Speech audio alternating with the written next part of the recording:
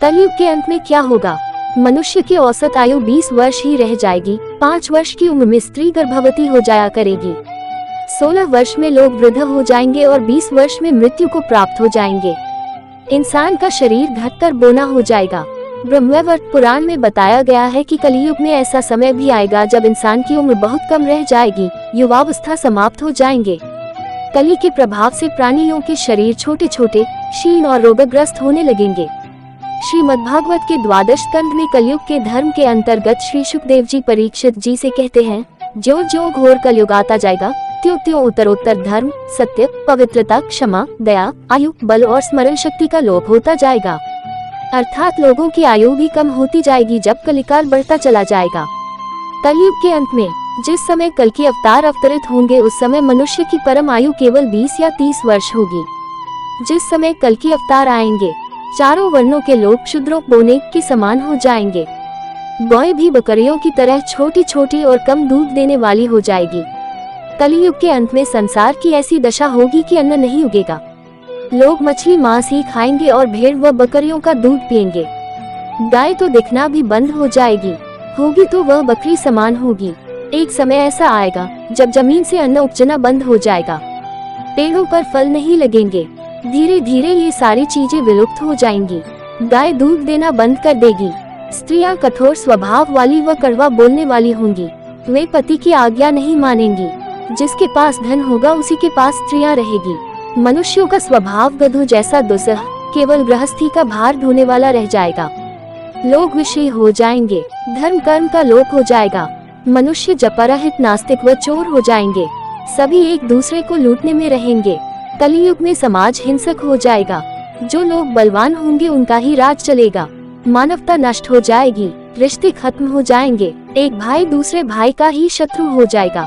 जुआ, शराब, परस्त्रीगमन और हिंसा ही धर्म होगा। पुत्र पिता का और पिता पुत्र का वध करके भी उद्विग्न नहीं होंगे।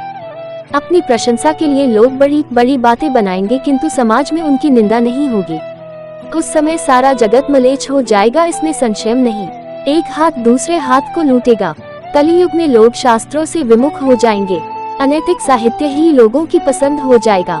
बुरी बातें और बुरे शब्दों का ही व्यवहार किया जाएगा। स्त्री और पुरुष दोनों ही अधर्मी हो जाएंगी। स्त्रियां पतिव्रत धर्म का पालन करना बंद कर देगी और पुरुष भी ऐसा ही करेंगे। स्त्री और पुरुषों से संबंधित सभी वैदिक नियम विलुप्त हो जाएंगे। श्रीमद्भागवत के 12 स्कंद में कलयुग के धर्म के अंतर्गत श्री सुखदेव जी परीक्षित जी से कहते हैं, ज्यों ज्यों घोर कलयुग आता जाएगा, त्यों त्यों उत्तरोत्तर धर्म, सत्य, पवित्रता, क्षमा, दया, आयु, बल और स्मरण शक्ति का लोप होता जाएगा। अर्थात लोगों की आयु भी कम होती जाएगी जब कलिकाल बढ़ता चला जाएगा। महाप्रलय, बहुत काल तक सूखा रहने के बाद कलयुग में अंतिम समय में बहुत मोटी धारा से लगातार वर्षा होगी, जिससे चारों ओर पानी ही पानी हो जाएगा। समस्त पृथ्वी पर जल हो जाएगा और प्राणियों का अंत हो जाएगा। इसके बाद एक साथ 12 सूर्य उदय होंगे और उनके तेज से पृथ्वी सूख जाएगी। कलयुग के अंत में भयंकर तूफान और भूकंप ही चला करेंगे। लोग मकानों में नहीं रहेंगे। लोग गड्ढे खोद कर रहेंगे। धरती का 3 हाथ अंश अर्थात लगभग 4.5 फुट नीचे तक धरती का उपजाऊ अंश नष्ट हो जाएगा। भूकंप आया करेंगे। महाभारत में कलयुग के अंत में प्रलय होने का जिक्र है, लेकिन ये किसी जल प्रलय से नहीं बल्कि धरती पर लगातार बढ़ रही गर्मी से होगा। महाभारत के वन पर्व में उल्लेख मिलता है कि कलयुग के अंत में सूर्य का तेज इतना बढ़ जाएगा कि 7 समुद्र और नदियां सूख जाएंगी। संवर्तक नाम की अग्नि धरती को पाताल तक भस्म कर देगी। वर्षा पूरी तरह बंद हो जाएगी। सब कुछ जल जाएगा। इसके बाद फिर 12 वर्षों तक लगातार बारिश होगी, जिससे सारी धरती जलमग्न हो जाएगी। जल में फिर से जीव उत्पत्ति की शुरुआत होगी।